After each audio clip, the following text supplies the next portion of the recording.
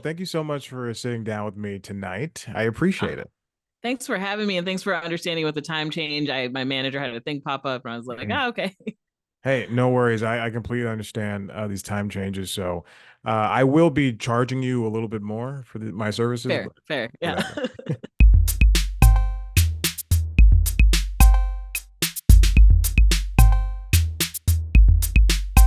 Well, congratulations on your on this new album. I mean, this is a big step for you, for anybody really, but for you in particular, I'm guessing. Yeah, it's my debut album, Ice Cream Money. I've been doing stand up now for 8 years.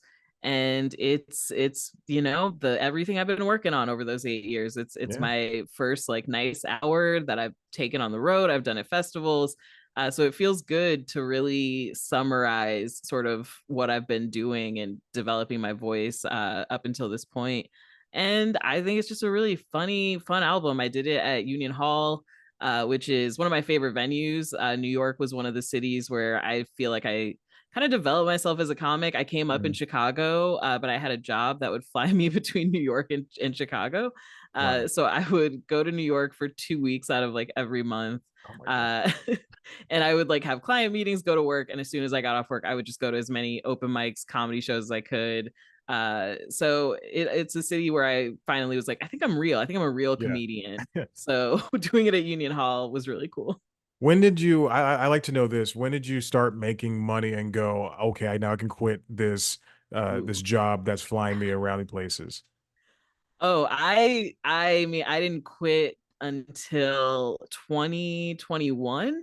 Mm, I got a TV writing gig and then I was like, okay, I think now's the time. I'm gonna go write for Alabama Jackson and let's go. And then it got canceled, but we move. yeah.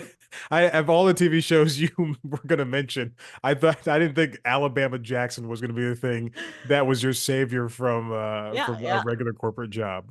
Yeah, yeah, and I was like, "Let's go." And I was also like touring and making enough from Mm, doing shows that I was like, "I think I can do this."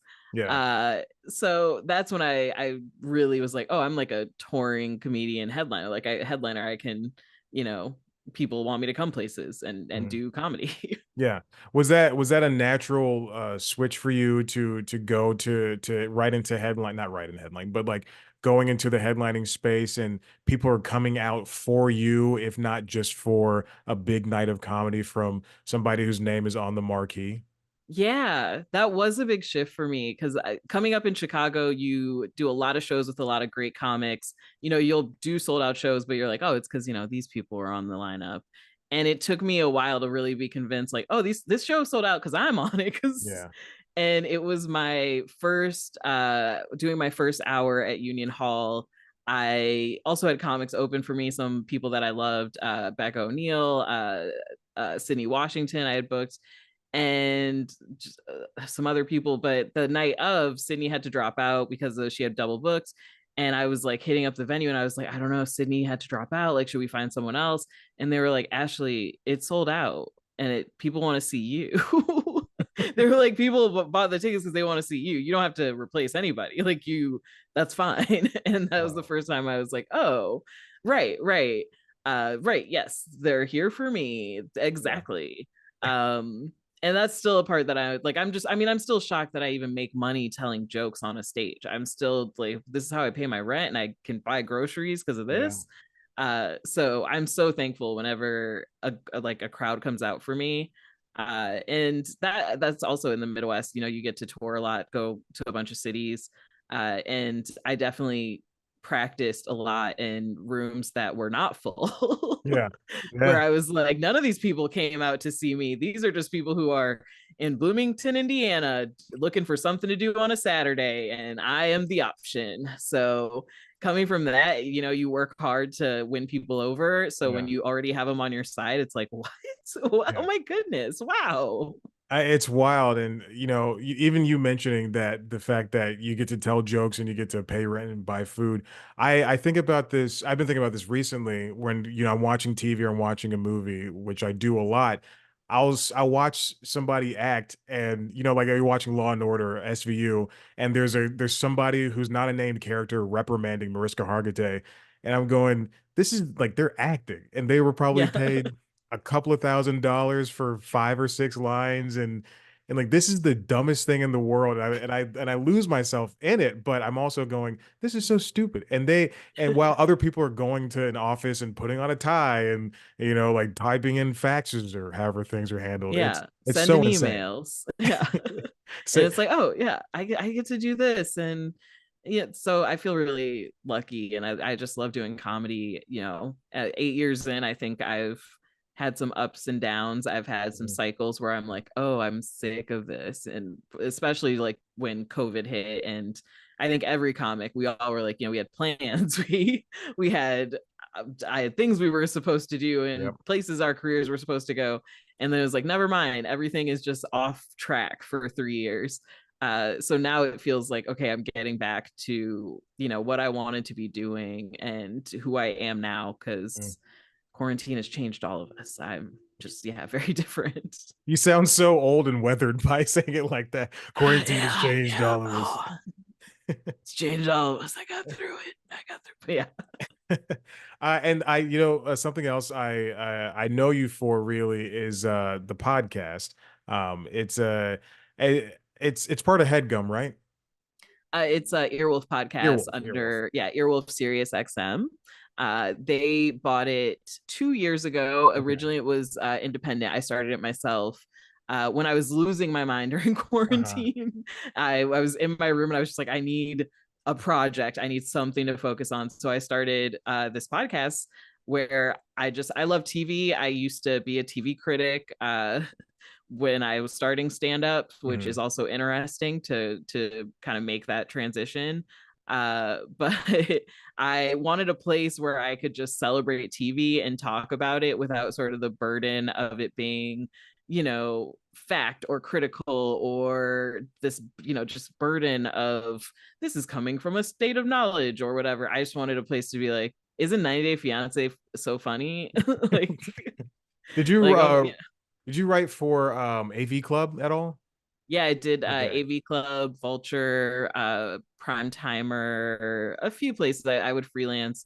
I for AV Club, I did Scandal recaps for the last 2 seasons, Blackish, Insecure, basically any black TV show. I was the person they brought in. So, I know a couple of people over there. Did you for Blackish? There was an episode that featured Chris Brown. Did you write that review? yes, I did. I remember the That the was, opening yeah. line. I remember the opening line. I think one of the lines was, "I will never support Chris Brown" or something like that. And Yeah. I think, The like, truly, I don't reviews or recaps or anything, but when I read that, I was like, I can't watch this episode. I don't know why that's like popping in my head, but that was such Oh, a very I specific got thing. I got a lot of flack for that one. The headline was fuck Chris Brown and Blackish should know better." Yes, yes. Oh my God. And yeah, that one, and that was, I wasn't even on Twitter then, and people were just, I was just getting tons of messages and comments, and I was like, whatever. I Wow. was very disconnected when I was writing criticism, which I think helped the criticism. Yeah. But I also was like protected from the backlash. Now doing stand up, I have to be very online. So it's Mhm. like, oh yeah, I shouldn't share opinions because I don't want people to yell at me. Yeah. So It's so tough because we have things like TikTok and then obviously X has gone down into the shithole. And yeah, it's so hard to like stand out and also make a meaningful impact with comedy because now I'm seeing a lot of comedians post crowd work, and obviously that's the thing that does well, but it sucks because there are a lot of great comedians who write great jokes and they yeah. can't just put up a 30-second clip of it because it won't perform as well It as. doesn't, yeah, the Yeah. algorithm doesn't respond to it the same way. People like crowd work, viewers, audiences, they like to feel involved, they like to the excitement of what's going to happen. Oh, is this Mhm. real? Oh my goodness. So it's so hard to post those clips that are going to actually get you the views, and I think that gets frustrating. I got tired of posting clips of jokes and being like, oh, no one is looking at this because I didn't use the right hashtag or I didn't tag a location. So it's only, and you just, it's, oof, I'd hate that we have to be like social media managers Yeah. and video editors to do stand up comedy now.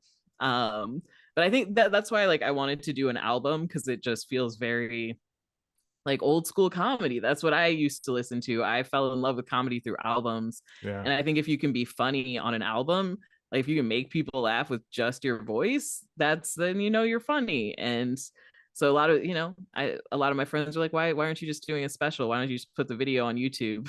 And I was like, because it's an album. Let's do something different. Yeah. I don't want to put something on YouTube and people are just like, well, where's the crowd work? What works for TikTok in this?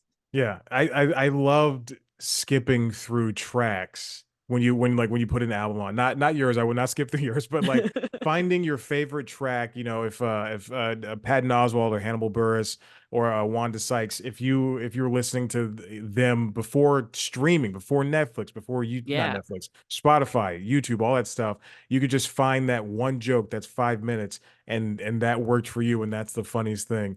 What went into your track listings, and how did you name them? It's because I look Yeah. at like some track listings. Some people they say it's like Pop Tarts, and Brian Regan or Jim Gaffigan's going to do Pop Tart bit, but or Hot Pocket or whatever. I don't know what it is, but how did you go into naming yours? Yeah, I wanted to bake some jokes into the track list. I was like, this is a place to have fun with this. Yeah. So there's some jokes in there. There's like a Ariana Grande reference. I have a Pete Davidson joke, so I named a track Pete Davidson, like she did Hmm. on her album Sweetener. I make fun of myself in one where it's like, oh, it takes Ashley 40 minutes to mention that she's polyamorous, since that's probably a record for someone with a microphone not mentioning it immediately.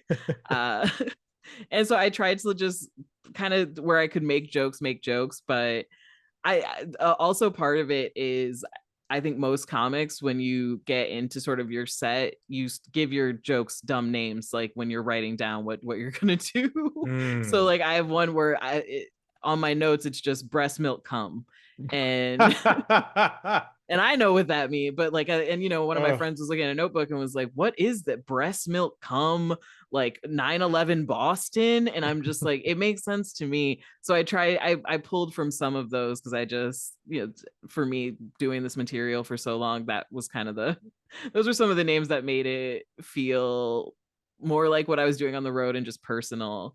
And the little inside jokes of, yeah, this is breast milk cum. Yeah. Breast Milk Come also sounds like the title track to a Lil Yachty album or something. Yes. Just, and it's just him repeating breast milk come the entire time. Yeah. You just hear like the squeeze of a tit. Uh, so where have been some of your favorite places to perform when you were a touring comic, and even while doing this, besides New York and Chicago, around the United States? What was it like? What, San Francisco Sketch Fest? Was that a good venue for you? Did playing to big Yeah. crowds like that work? Yeah, I just did my first Sketchfest this year actually, and it was amazing. It was great to be in front of such a big crowd and such a great theater. I think I'm happy I did it at this stage of my career. I think if I had done it earlier, I don't know that I could have handled it. I did a lot of festivals because that's, a great way to get experience as a touring comic, but they were small, like Cream City Comedy, Milwaukee Comedy Festival, Hmm. the Black Girl Giggles Fest in New Oh Orleans, Black Women in God. Comedy, little tiny fests where you're like, oh, I'm Yeah. going to meet some other comics, maybe some industry people. But like the big one, Sketch Fest, that was like, oh, this is the big leagues. I Hmm. met Todd Barry there. I met so many people that I'm like, oh, I'm such a fan.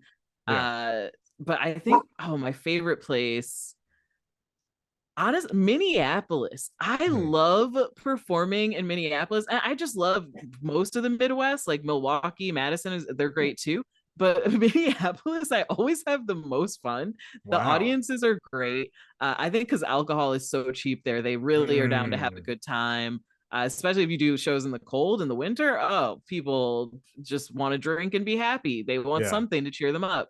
So they're just really grateful, I think, that you decided to brave Minneapolis, that the crowds will just kind of love anything you do. What is that made me think of routines for when you're about to do a show? What's your pre-show? What's your post-show? Do you like to go out after? Do you like to have a dinner before? The heaviness of pasta sitting in your tummy as you're I'm a grown man. I I said do, tummy. yeah, yeah. Oh, and you should, and that is in your that is your right. I do a pre-show meal. I like to sit by myself and kind of center myself, Mhm. and somewhere where I can sit at the bar and just order like a steak and cocktails, as many as I, and just center and be like, okay, we're gonna do this. Okay, where are we gonna do this? Okay, let's get into a zone where I'm comfortable and I feel like being on stage. Mm, Wake myself up. yeah. And so that's usually what I do before. And then like if when I'm backstage and it's like go time, I'm usually like stretching. I try to do like I don't know, jumping jacks. I really just try to Oh, get the energy you moving know what? All because right.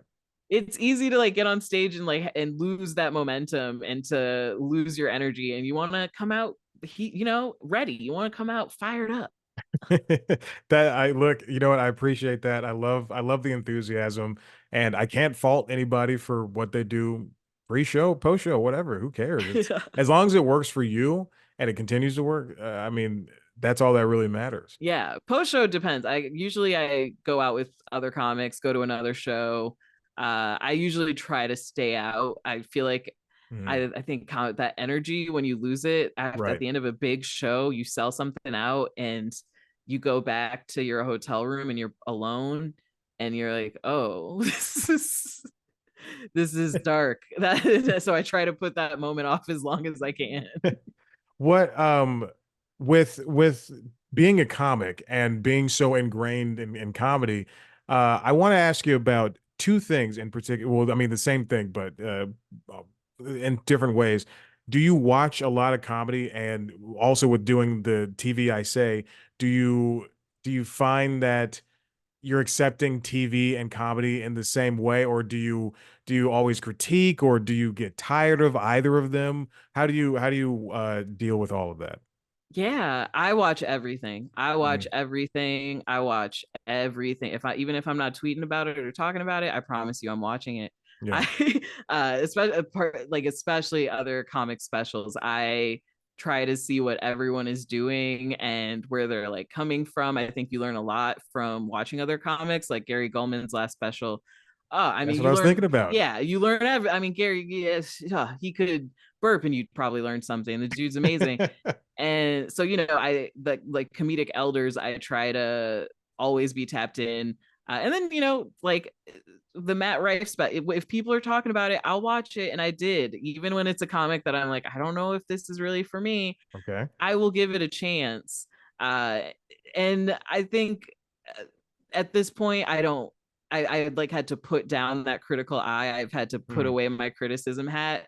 I'm not writing about any of this. I've always, even when I was a critic, I always had a rule that I wouldn't write about like my contemporaries, or people okay. that I do shows with, which worked when I was an up and coming comic in Chicago and I was doing bar shows and no one cared. Yeah. And then the next thing you know, like you're writing about like a Gerard Carmichael documentary or something, and then you're at the Comedy Store and he's there and he doesn't like the review you wrote. Oh So my God. that's Wow. when I was like, oh, I guess my like what is it? What someone on a colleague is changing for me. Like the Hmm. colleagues aren't Hmm. just I'm not like some unknown anymore. Now I'm a person who people are like, yeah, we follow you, we like your comedy, we want to know what you think. Man. uh yeah, so Wow. I think at this stage, I being on the other side and creating and now putting my first sort of baby out into the world with this album, I just see how hard it is. I just appreciate anyone who can come up with an hour of jokes, an hour of material, and make people laugh with it and record and get on stage. Hmm.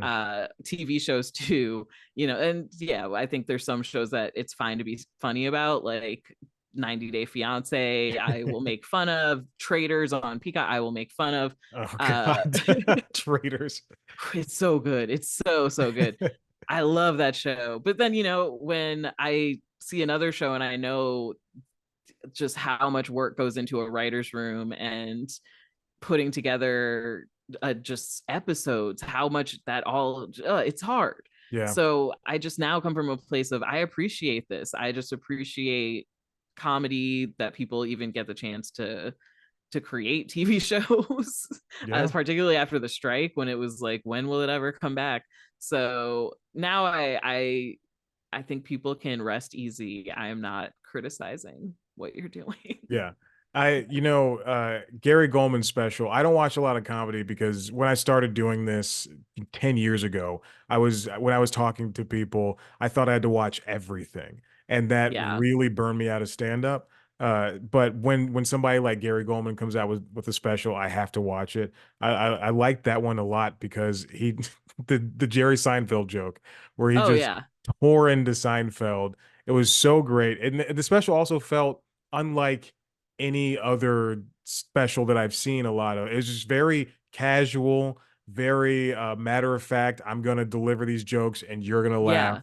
And then also he has a black wife, so it's Yeah, a and I love that. I love yeah, him, Bill Burr. Kudos to you for your black yeah, wives. yeah. You guys, they can say whatever they want now. They can do whatever they Yeah, want. And I'm like, almost everything, not almost everything. everything, Oh yeah, that's right. Yeah, very true, Bert. almost everything. But yeah, I try to just watch everything and appreciate different kinds of comics. And Mhm. yeah, and also I don't know, sometimes I'm in LA, so a lot of times I don't watch someone special, and it's because I've saw them running it around town and it's like I already, okay, yeah. Yeah. Yeah, yeah. Now for Ice Cream Money, which is a fantastic title. I'm so sorry it took me 21 minutes to get to the part where I go, this is a fantastic title. For Thank you. Ice Cream Money, and developing it and putting it out, the obviously you're a comedian, you're still working, you're still writing, you're doing whatever, but you have to come up with the next bit of stuff. And after you've put this out, this is 8 years of work. Now you're starting from square one. You've got nothing.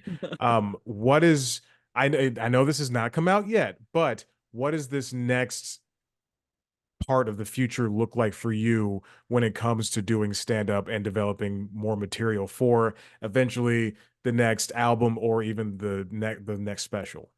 Yeah, the next thing is a special. I'm working on a 30 right now. I don't know, I'm always writing jokes, so even when had finished up Ice Cream Money and we recorded it last summer, I was already kind of writing new things and playing around with new stuff. And Mm. just trying to, it's hard because you want to hit open mics, but you hit like kind of a level where you're like, God, I don't want to go to an open mic. Yeah, yeah, I get But it. like yeah, but then you're booking shows and you don't want to do new stuff because you want to make people laugh. And that's so hard in LA too, because one time I got booked on this backdoor show and I was just like, oh, or backyard show, and I was like, oh, this is cool. I'm just a back in the, who cares? Like 20 people in a backyard. I'm just gonna do some new stuff, see what's funny, just try this stuff out. And as I'm standing there, Malia and Sasha Obama came in. Oh my God. And I was like, oh, well, come on. Now I have to be funny. Now I just have to do my true funny, just my old funny jokes, because I can't have them go back to Michelle and Barack and be like, she sucked. So, and that happens in LA where you'll be like, oh, I'm finally going to try this. And then you get there and people are like, oh no, the most famous person from Netflix is here. You got to be funny.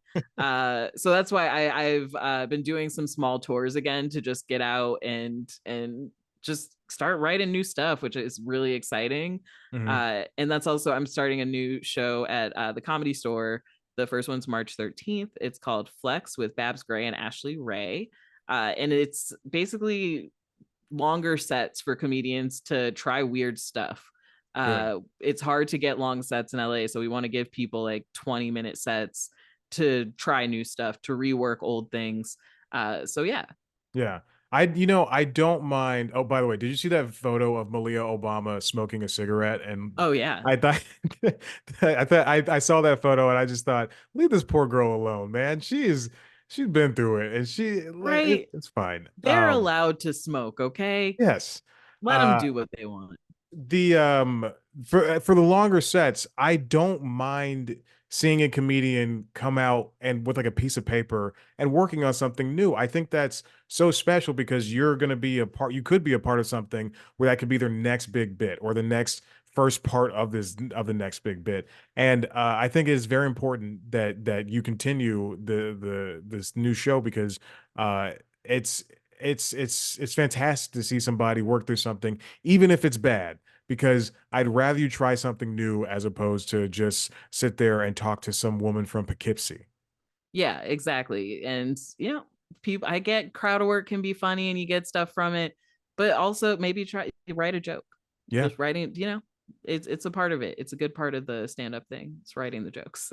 I don't know. I have another show that is way less listened to than this, by 20. And it's I write like it's a late night show, and it's a late night, not recap, but I just like cover late night.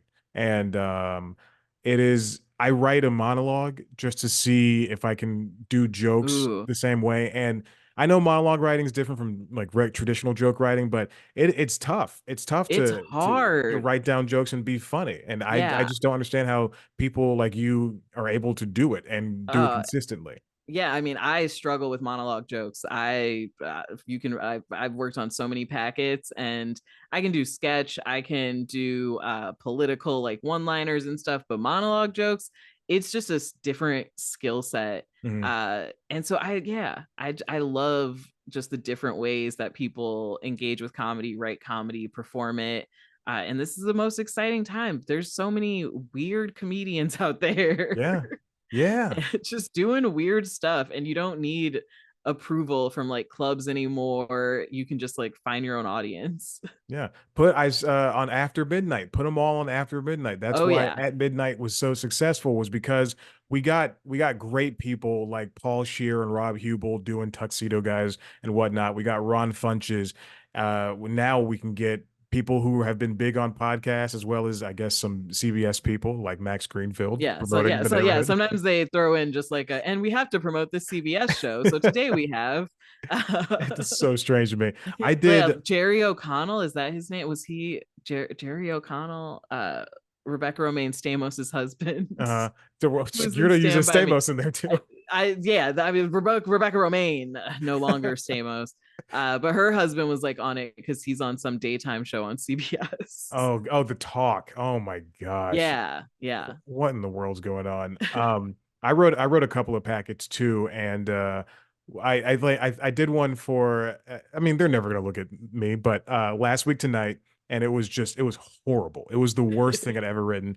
And then I the one I always think about is I could have done it was Stephen Colbert show. I wrote one ooh, for Late Show, and I was so excited about it and so gung ho. And I really sat down. I studied whatever materials I was given, and I didn't get it. But I think that, and coming from last week tonight and then writing that one in the same kind of couple of months time span, yeah, my jokes had gotten better, and I really honed in on writing for somebody else, and then also kind of putting my voice in there. And yeah, this joke writing thing is I want to continue yeah. doing it, and but it was just so different at that time. Yeah, and that's the biggest skill, is that you have to show, you're funny, but you can write for someone else's voice. You can be funny for someone else.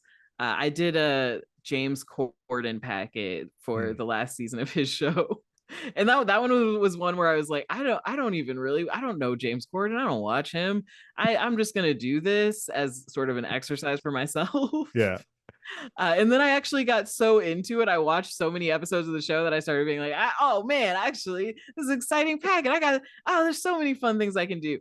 And, he does a lot of music stuff. So I did a music parody, which at the time, that movie with Florence Pugh was out. Mhm. Don't Worry, Darling. Yeah, yeah, yeah. And so I like wrote some joke about like don't it was a joke song about Harry Styles and Don't Worry Darling, and I was so sure. I was like, this is great, this is right up his alley.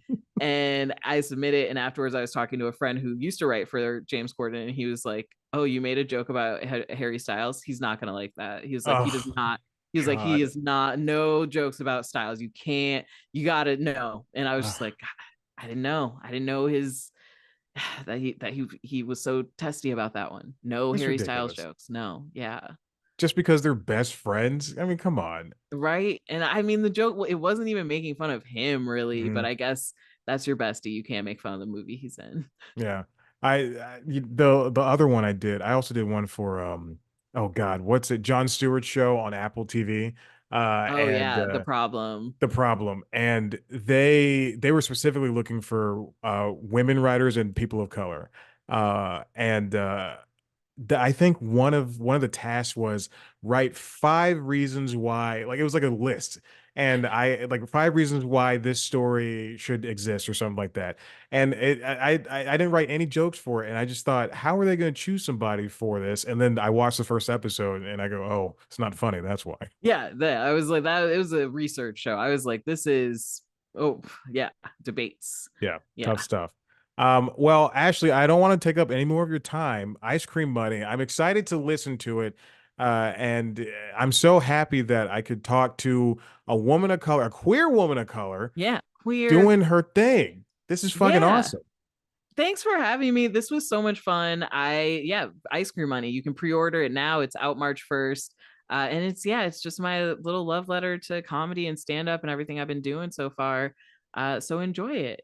Mhm. Have a Yeah, little and taste. It's Ice Cream Money. yeah, and then if people still like your voice, they can go to TV I Say, listen to that. I'm a fan, especially when you have Jason Mantzoukas on. Yeah. Uh, this is just great. You're a very talented person, very funny, and very astute with knowledge of comedy and also television, obviously. But now I know you know comedy very well too. Oh So yeah, yeah. I've loved it for a long time, so I'm just happy to have this album out in the world.